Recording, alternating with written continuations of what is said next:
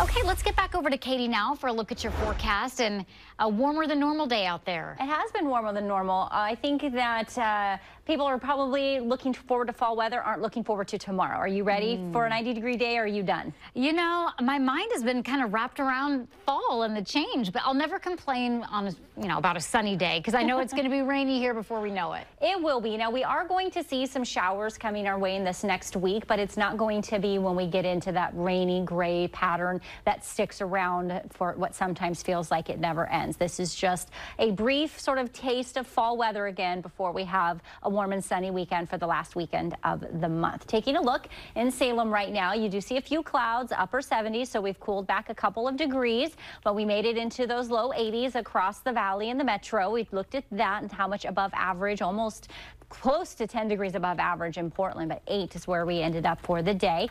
And your temperatures right now, everybody's starting to back off. So we're getting into some cooler weather. Looks like we're done for the day as we start to see the night come in. That's going to be a bit on the warm side. For the day right now, we are only cooler in Salem. All the rest of us are warmer by a couple of degrees at least.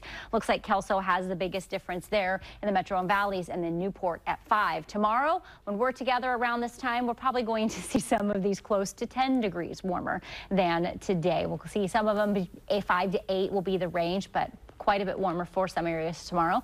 Most of the metro is going to be sunny for the day, but there will be areas of patchy fog along the coast and into the valley. So don't be surprised if you wake up and you see some fog.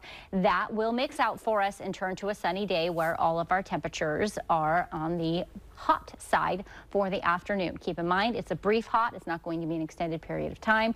Possibly, though, getting into those upper 80s once we get through 2 o'clock into the warmest part of the day. At 5, here's the ridge that is at its strongest point right now. And just like when the sun's at its strongest point in the afternoon, we still feel the warmest part of the day in the early afternoon, around 4 or 5 o'clock right now. That's what's happening tomorrow. Strongest point today, still feeling that heat into tomorrow. And then Wednesday, the trough comes in with the cooler atmosphere and the chance for showers. But it doesn't drop in and bring in a long period of wet and rainy and gray weather. We start to see this ridge building back in by the time we get to Friday. We have a few days where things are fairly mellow in those low 70s before this next ridge starts to build in a little, and that's going into Monday where we talked about those warmer temperatures. But as far as the day for tomorrow, the hot day that we've been talking about for several days now, it's going to be in those mid-upper 80s to low 90s, the metro through the valleys with the warmest area in the Portland metro because of the east wind, mid-upper 60s to mid-70s along the coast, and a few 90-degree temperatures on the other side of the Cascades.